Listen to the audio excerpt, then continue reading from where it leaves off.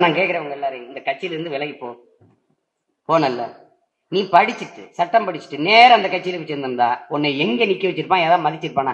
மயிரள கூட உன்னை மதிச்சிருப்பான். இவன் ஒரு ஆளு, இவர் நல்லா புடுங்குவாரு, இவர் நல்லா கிழிப்பாரு அப்படின்னு யாரு? நாங்க அடையாளப்படுத்தி அப்பன் கோயில் திருவிழா தோல்ல தூக்கி காட்டின மாதிரி நாங்க தூக்கி இவரை பாருங்க அப்படின்னு அங்கிருந்து வாயில முத்திரத்து பெஞ்சு விடுவோம். அயோக்கிய இது ஒரு பொழப்பு. அடையாளம் எதிரா உங்களுக்கு? நாம் தமிழர் கட்சியும் நான் சீமானம் இல்லைன்னா உனக்கு எதிரா முகவரி? எவனுக்கு ஆரம்பிச்சீங்க முகவரி? எவனுக்கு? நீ எழுதி வச்சுக்கடா, 6 மாதம் எத்தனை பேர் என் கட்சியில சேர்றான்னு படுறா.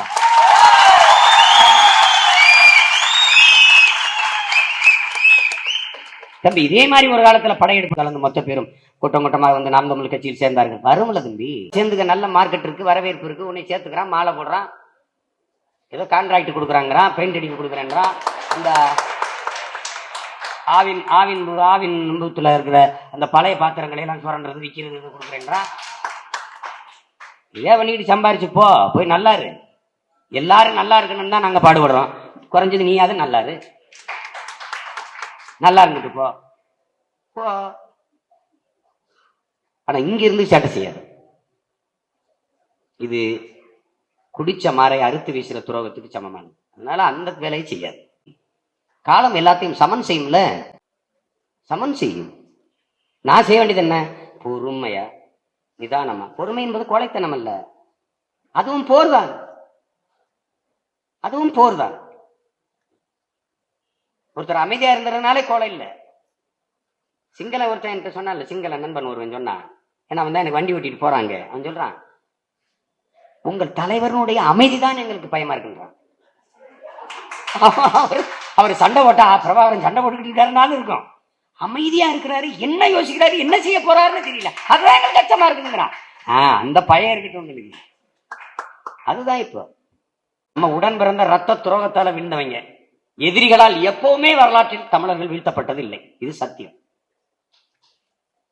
எல்லாத்தையும் எடுத்து பார்த்து, பண்டார வன்னியன், தீரன் சின்னமலை, பூலித்தேவன், மருதுபாண்டியர், பாட்டி வேலுநாச்சியார், எல்லாருமே, அழகுமுத்துக்கோன், எல்லாருமே உடன் பிறந்த ரத்த துரோகங்களால் வீழ்த்தப்பட்டவங்க. கடைசிக்கு நம் தலைவர். அது எனக்கும் தொடர்பு.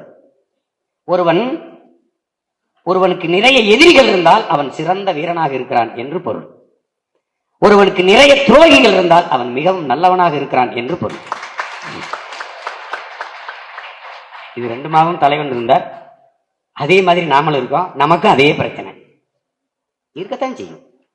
தலைவரே நமக்கு என்ன கற்பிக்கிறார்? எதிரி எப்பவும் தூர இருப்பான், துரோகி எப்பவும் அருகிலே இருப்பான்.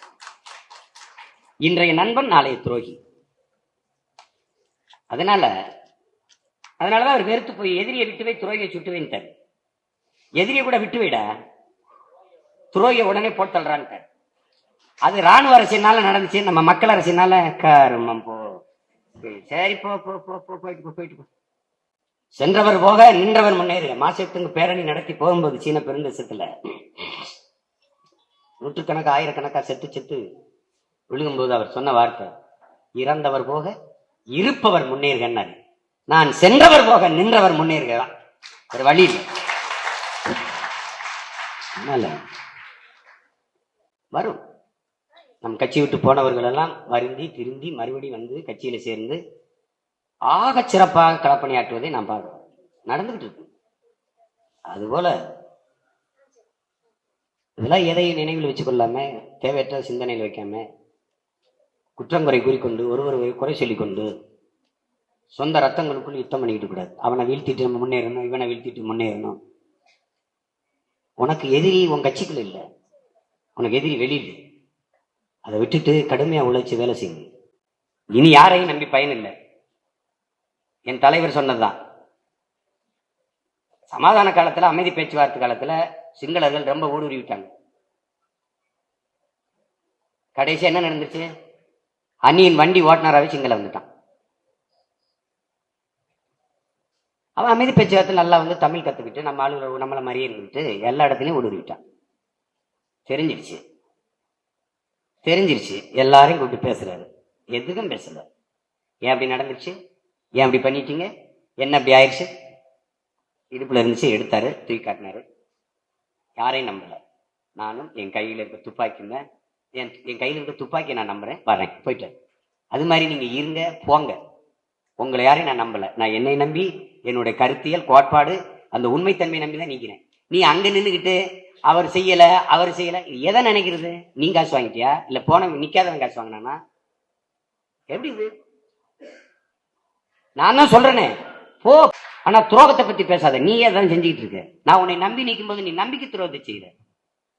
விருப்பம் இருந்தா இரு, இல்லைன்னா வெளியேறு. என் கனவையும் என் நம்பிக்கையும் என் உழைப்பையும் சிதைக்கிற உரிமை இந்த கூட்டத்தில் எவனுக்கும் இல்லை, எவனுக்கும் இல்லை. என் கட்சி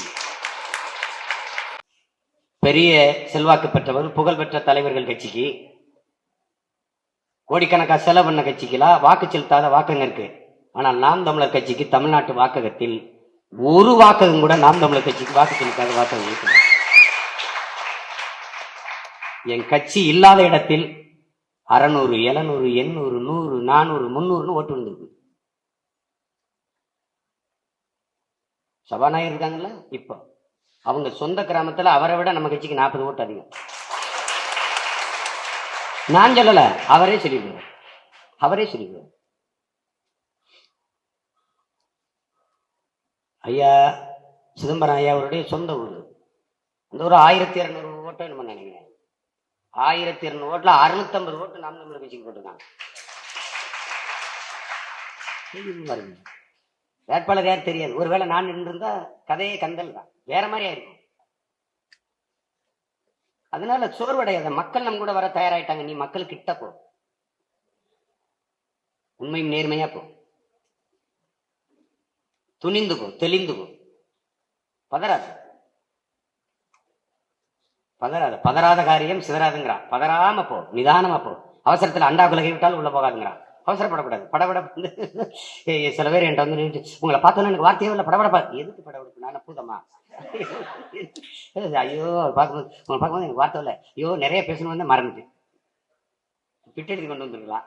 பார்த்து பேசலாம். ஏன்னா இங்க பெரும் பெரும் தலைவர்கள், முதலமைச்சர்களே பிட்டெடுத்து தான் எழுதுறாங்க, பேசுறாங்க. அதனால ஒரு பிரச்சனை கிடையாது. அதனால ஐயா இறையன்பு ஒரு பட்டிமன்றம், அந்த பட்டிமன்றத்தில் பேசுறாங்க. அதுல சொல்றாங்க, இந்த கலை இலக்கியத்தை மதிக்காத சமூகம் என்பது, போற்றாத சமூகம் என்பது மலை இல்லாத நிலம், இலை இல்லாத மரம், அலை இல்லாத கடல், தலை இல்லாத உடல் என்று முடிக்கிறாங்க. கலை, இலக்கியம், பண்பாடு, மெய்யியல், வேளாண்மை எல்லாம் சேர்ந்துதான் நாடு. அதுதான் நம்ம வாழ்க்கை. அதுல கலை வேணாம், இலக்கியம் வேணாம் அப்படிலாம் சொல்லிட முடியாது. அதனால சிறந்த கலைப்படைப்புகள் வரும்போது அதை போற்றணும், கொண்டாடணும். அப்பதான் அந்த கலைஞனுக்கு மேலும் மேலும் இல்ல நம்மையும் போற்ற கொண்டாட ஒரு கூட்டம் இருக்குன்னா தான் உற்சாகமா இருக்கும். இப்ப என்னை வந்து 1.1 விழுக்காட்டிலே நின்று இருந்தா அதுக்கு கீழே போயிருந்தா என் மனநிலை என்னவா இருக்கும்? எதுக்காக இந்த மக்களுக்கு நம்ம உழைக்கணும்னு வருமா இல்லையா? ஊக்கப்படுத்தணும். 1.1 நின்று இருந்தா, ஊட்டியில நீலகிரியில வேட்பாளரை போட்டிருந்தா நம்ம 4.5 விழுக்காடு 5 விழுக்காடை தொட்டிருக்கலாம் பாராளுமன்றத்தில். என் உடன் பிறந்தார்கள், என் கட்சிக்காரர்கள், என் நாம் தமிழர் சொந்தங்கள் ஒற்றுமையாக நின்று வேலை செஞ்சிருந்தால், என்ன யாருக்கு சீட்டு? கார்த்திகாவுக்கே தொடர்ச்சியா சீட்டு கொடுத்து அதிக வாக்கு 30,000-40,000 வாக்கு வாங்கிடுச்சுன்னா அடுத்த அந்த பிள்ளைக்கு சீட்டு கொடுத்துருவாரு அண்ணே, அதனால குறைய வாக்கு வாங்கணும்னா வேலை செய்யாது, இல்ல நமக்கு சீட்டு வராது. இது ஒரு எண்ணம். வேலை செய்யறது இல்ல, படுத்துக்கிறது. நீங்க எங்க உலகம் சுத்தி துரோகியை தேடுறீங்க? நீங்க எல்லாருமே துரோகிகள் தான். உங்களை நம்பி நிக்கிறேன், நீங்க வேட்பாளர் போடுவீங்கன்னு அவ கடைசி நேரத்தில் பயந்து ஓடிடுறான். அவனுக்கு முன்மொழி இது பண்ணிட்டான், மூடிட்டு படுத்துட்டான். இதெல்லாம் பேச்சா? பயப்படுற எதுக்கு என் பக்கத்துல இருந்த? எதுக்கு என் கூட வர்ற? ஓடிப்போ, ஓடிப்போ. வரலாறு எப்போதும் வீரனுக்கானது. நாங்கள் வரலாற்றின் பிள்ளைகள். வீரம் இருந்தா எங்கடா ஓடிப்போ. அச்சத்தை கைவிடு, இல்ல லட்சியத்தை கைவிடு. இது எங்க தலைவர் எங்கள் கற்பித்தது. ஒன்னு அச்சத்தை கைவிடு, இல்ல லட்சியத்தை கைவிடு. அஞ்சுவதும் அடிவணிவதும் தமிழர் பரம்பரைக்கே இல்லைங்கிறாரு. படிச்சிருந்தது பிடிச்சிருந்தா வா, இல்லைன்னா போ, கிளம்பிடு. அங்க காசு வாங்கி தின்னுக்கிறது, அவன் கூப்பிடுறாங்கிறது, அவன் பதவி கொடுக்குறாங்கிறது, போ. நாய் பண்ணிலாம் தான் நக்கி பிழைக்குது, போ. நேரம் வேணாம். நான் கேட்கிறவங்க எல்லாரும் இந்த கட்சியில இருந்து விலகி போனல்ல. நீ படிச்சுட்டு சட்டம் படிச்சுட்டு நேரம் அந்த கட்சியில வச்சிருந்தா உன்னை எங்க நிக்க வச்சிருப்பான்? ஏதாவது மதிச்சிருப்பானா? மயிரளவு கூட உன்னை வச்சிருக்க மாட்டான். இவன் ஒரு ஆளு, இவர் நல்லா புடுங்குவாரு, இவர் நல்லா கிழிப்பாரு அப்படின்னு யாரு? நாங்க அடையாளப்படுத்தி அப்பன் கோயில் திருவிழா தோல்ல தூக்கி காட்டின மாதிரி நாங்க தூக்கி இவரை பாருங்க அப்படின்னு அங்கிருந்து வாயில முத்திரத்து பெஞ்சு விடுவோம். அயோக்கிய பெண். இது ஒரு பொழப்பு. அடையாளம் எதிரா உங்களுக்கு? நாம் தமிழர் கட்சியும் நான் சீமானம் இல்லைன்னா உனக்கு எதிரா முகவரி? எவனுக்குடா முகவரி? நீ எழுதி வச்சுக்கடா, 4 இருந்து எத்தனை பேர் என் கட்சியில சேர்றான்னு பாடுறா.